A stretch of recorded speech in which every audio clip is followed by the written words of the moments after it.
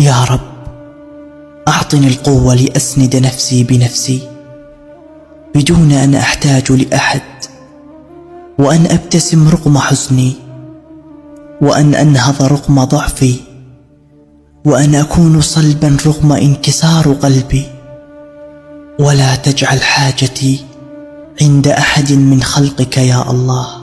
يا مساء الانوار، وحشتوني كتير كتير جدا.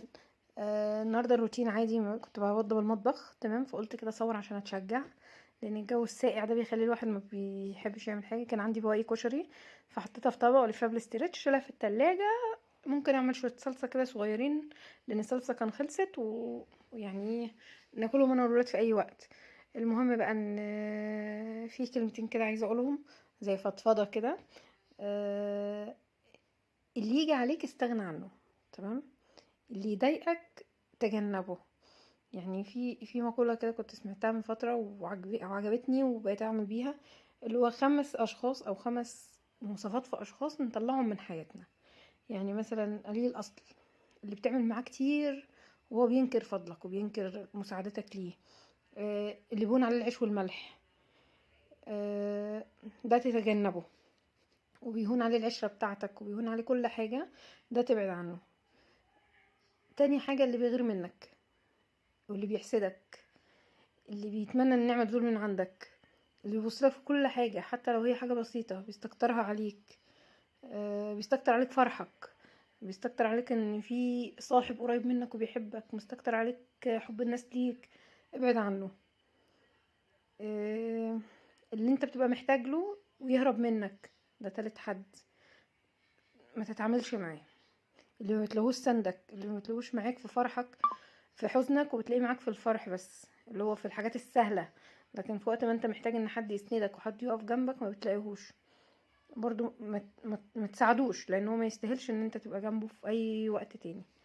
آه اللي بيقلل منك وبيقلل من احلامك، بيقلل من طموحاتك، بيقلل من حاجة انت بتعملها او الحاجة اللي انت بتجيبها. يعني انت لو جايب مثلا، يعني انتي مشتريه طقم وجات واحده قالت لك ده في مكان تاني ارخص، ده مش عارفه ايه، لا لا ده كان في احلى من كده. يا ستي الحاجه ملكيش دعوه. يعني حاولوا تقولوا كلام حلو لبعض، تجبروا بخاطر بعض، مش لازم يعني ايه تنكفيها. لا لا ده الحاجه دي وحشه، ده الحاجه دي مش عارفه ايه، ده انتي لا ده انتي اتضحك عليكي في السعر. ليه يعني ما تقلليش من حاجه، ما تقلليش من حاجه حد جايبها، ما تقلليش من حلم حد، من احساسه بحاجه، من مشاعره تجاه اي حاجه. خامس شخص بقى اللي هو قساة القلب، الناس القاسيه، الناس اللي قلبها حجر، الناس اللي ما عندهاش حنيه، الناس اللي لسانها بيرمي دبش. آه، يعني ايه، ابعدوا عنهم. خليكوا قريبين من الناس اللي بتحبكم، من الناس اللي بتفرح لفرحكم، من الناس اللي بتتمنى عندكم الخير.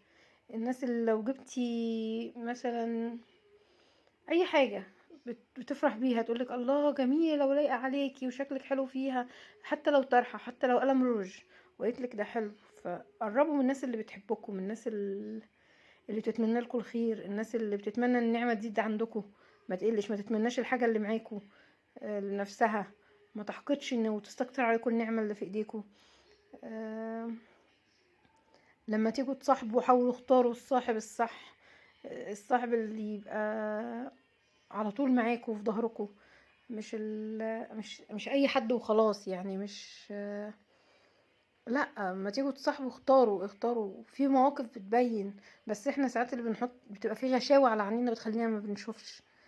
آم، بيبان البني ادم اللي بيحبك من القلب بيحس. يعني اول احساس بيجي في قلب البني ادم هو ده اللي بيبقى الاحساس الصح للشخص اللي قدامه. يعني الشخص اللي قدامك ده لو انت حسيتي اول ما شفتيه بانقباض فهو مش كويس ايا كان، حتى لو هو ايه ادام قلبك انقبض خلاص هو كده.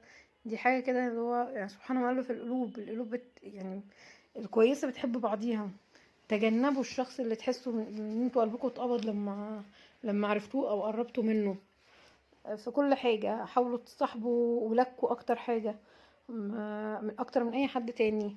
متخلوهمش يلجأوا لصاحب بره، متخلوهمش يتكلموا مع حد بره هينصحهم غلط، هيقول لهم معلومة غلط. مش هيخاف على مصلحتهم زيك، يعني زي انتي ما تصاحبي ولادك. في حاجات كتير جدا موجودة الواحد يعني بيشوفها بتقول لأ، احنا نبقى مصاحبينهم احسن. خافوا عليهم، خافوا على صحتهم، خافوا على اي حاجة تخصهم. ما تستهونوش بمشاعرهم من ناحية حاجة. ما تتجاهلوش ان هم يجوا يتكلموا معاكوا. يعني انا عندي ولادي لما بيجوا من بره بيقعدوا يحكوا لي كل حاجة.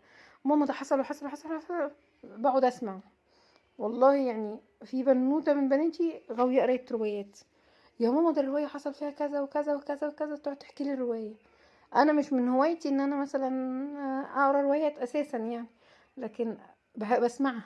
مش عارفة الاشخاص اصلا اللي في الرواية، بس بقعد اسمعها الله دي جميلة، مع اني ممكن مبقاش فاهماها او مش فاهمة طريقة، يعني مش فاهمة الاحداث بتدور عليها ليه. مش هتحكي لي بالتفصيل طبعا، تجيب لي مثلا بارت كده من نص الرواية وتقول لي ده انا كذا كذا كذا كذا.